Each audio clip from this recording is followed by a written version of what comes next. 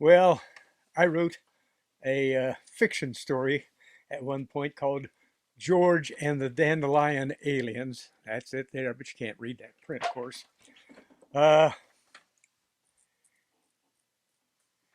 it's it's a difficult book for a lot of people to read. For one thing, it's really big, and for another, there are words in there or names in there that are a bit difficult to pronounce. The story is about two species, one of which is human, the other of which is not. They're on worlds far, far from each other. They don't know anything about the existence of each other. Uh, but each species has a particular person who's trying to accomplish a task, and the one in the other species is interfering without knowing it's interfering. So this is driving both of them crazy. They finally reach a point where somebody has to figure out what's going on here. So that's the rest of the story from then on. What's going on?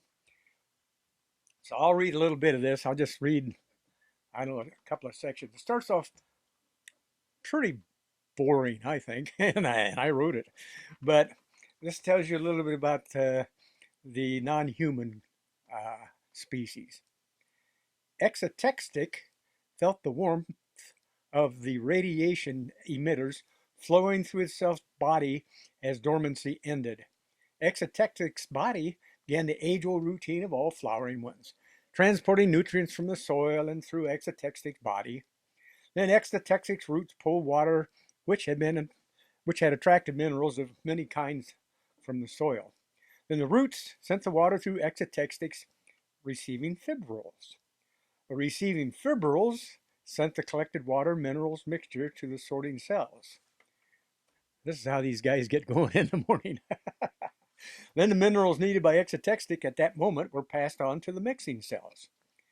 There, the water and minerals were combined to make the necessary nutrients. When excited by the energy received through the radiation receptors, the nutrients provided the life force needed by Exotextic. With the flow of the nutrients and radiation, life pulsed through Exotextic. With life came thought and movement. It was nearly the time unit for Exotextic to report to the Grand Radiance. Exotextic paused a few moments more to absorb the feeling of the early short cycle radiance. Carefully, Exotextic retracted the taproot, extended the locomotion routes, and oriented itself to the radiation emitters in order to get the correct direction established. I can't read very well. Exotextic thought a message to itself's oxygen companion, Textic, to stay in place.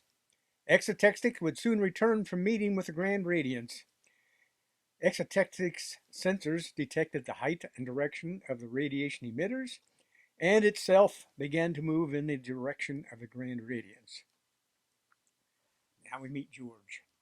As often happened, George was being loud and difficult.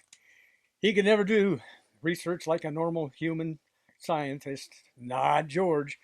He had to try to make everyone involved on a project be perfect. Today, George was hammering on the new research intern. How many tests did you run? What were the temperatures? What was the rate of temperature acceleration and deceleration? What pressure did you use? Was the pressure applied gradually, or was there a shock involved? Did you check for pollutants in the atmosphere? Was the oven calibrated? Was the ball spherical within standard parameters, or did it have cavities or other deformities? How did you generate your bell-shaped curve? The unfortunate intern couldn't possibly answer all the questions and stammered, "Well, I ran 3 tests and then drew the curve. Isn't that what everyone does?" "Yes," roared George, "and that's why everyone's an idiot." The intern stumbled back from the force of George's onslaught. His elbow hit a large sample sitting on a lab bench. It fell off the bench and landed on the foot of a large man. The man's body began to vibrate like a bowl of jello placed on a vibration plate until every inch of his body was in motion. A howl ripped the air. The large man hopped to the lab door, each hop generating a series of vibrations and ripples through his entire body. George never noticed. 3 tests don't tell you enough to understand anything about the material. Are you also telling me that you didn't take any precautions in preparing your samples and checking the temperature? Whoops! Equipment to be sure you're generating exact data, shouted George. Well, I didn't think it was necessary. Other people have been using the same equipment. They haven't had any problems. If there were a problem, someone would have said so. And I know what a bell-shaped curve looks like, so that was easy, said the intern. Well, that was not a good answer to give, George. How do you know the person who used the equipment before you checked everything? How do you know the results were correct? Maybe they're brain dead, just going through the motions of doing a test. What makes you think a contaminant didn't slip in while you were doing your preparations? What evidence do you have that something didn't go wrong with a piece of equipment just before you started your tests? Problems have to start sometime, and maybe one started while you were working. And how can you know the exact shape of a curve if you only have 3 points? 1 or 2 of those points might be scatter data, and then you would have the wrong curve. And don't tell me your curve looks like other people's curves. Most of those people are just as sloppy in doing their work as you are in doing yours. Even if they weren't sloppy, you were supposed to be doing a different test than the one they did, so you should have different results. The intern was obviously embarrassed and unsure what to say. George calmed down and told him, "Look, I know you don't understand why I'm being so hard on you. I've been doing research for nearly 40 years, and time after time I've seen people come up with the wrong information because of sloppy research technique. Too many people think that all they have to do is get some samples, stick them in some sort of test apparatus, measure 3 points, and draw a curve, which just happens to support whatever bias they had when they started their research. It helps if they can find a previous research paper or several research papers written by some other idiots who follow the same crappy procedure. There's so much comfort in being part of a nice, warm pack of self-congratulating, status quo-loving mental midgets. Don't you just love being one of those happy mental midgets?"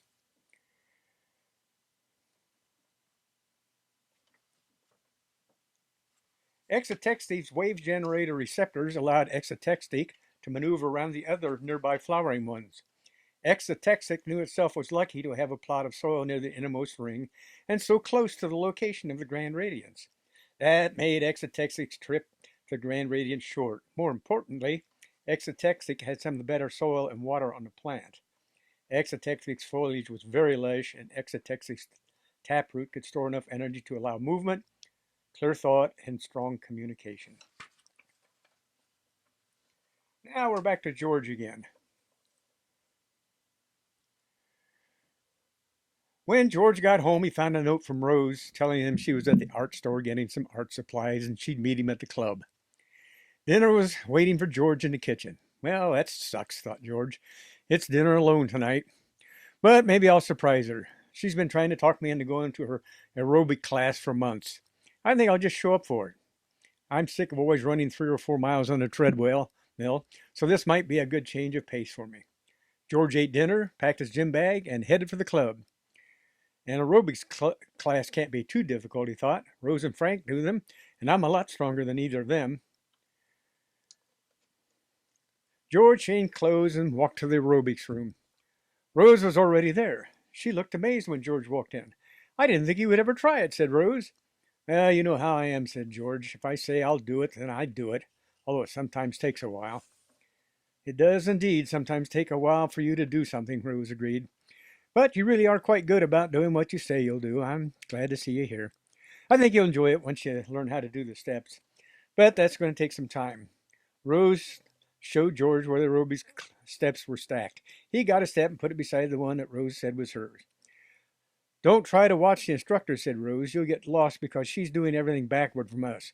Watch me or one of the others and follow us. And don't try to do both arms and legs at first. You'll go crazy. Just try to do the step and foot movements. You can add arm movements later." "You sure make this sound difficult," George told her. "Can't be all that hard to step up and down and bound around a bit." Rose laughed and said, "You are in for a real surprise, Mr. Overconfident. Tell me how easy it was an hour from now." The instructor walked to the front of the room and fiddled with some dials. A sudden blast of sound nearly knocked George to his knees. Then everyone was moving while the instructor shouted things that sounded to George like hap, roar, floop, whoop, hup, hip, and so on. George began to flounder around. After a couple of minutes, he was really feeling lost. George soon became familiar with that lost feeling. Then the instructor screamed something that seemed to be different from anything she had screamed before. Suddenly, everyone was moving twice as fast. More screams from the instructor, and they were whirling around in what seemed some kind of dervish dance. On the step, off the step, twirl this way, twirl that way, knee up, kick, leap, wave your arms, dance the aisle, squat, bound, straddle the step, run around the step. George was now totally lost. He tried to watch Rose, but she had evidently gone insane and been overcome by twitches, sudden movements, leaps, and kicks. He tried watching the woman in front of him, but she was as bad as Rose. There was no question of trying to use his arms. He couldn't even get his feet to keep up.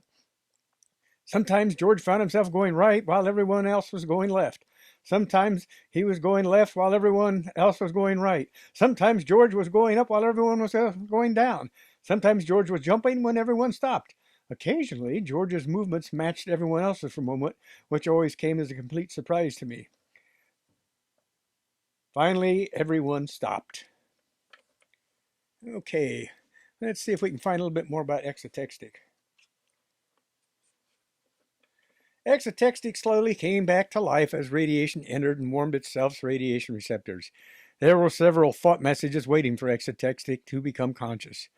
The messages were more information from the scouts. Exotextics reviewed them, but there was no information that had been in earlier messages. Exotextic would have to make a decision by the next short cycle, even if no new evidence arrived from the scouts. The timing would be bad because the cycle of flowering was getting near. Exotextic had expected the settlement to be going well and flowering ones to be spreading over the settlement area by now. The simulation should already have a large area in control with the first complete flowering ones beginning to grow. But the settlement hadn't even started. It was time for exotextic and tectic to join in the fellow seedlings ceremony. Even every long cycle, there was a connection made between all the flowering ones who had sprouted together in a particular long cycle. They reviewed what they had each done during the last long cycle and any plans they had for the next long cycle. It was a special time. Enough of that.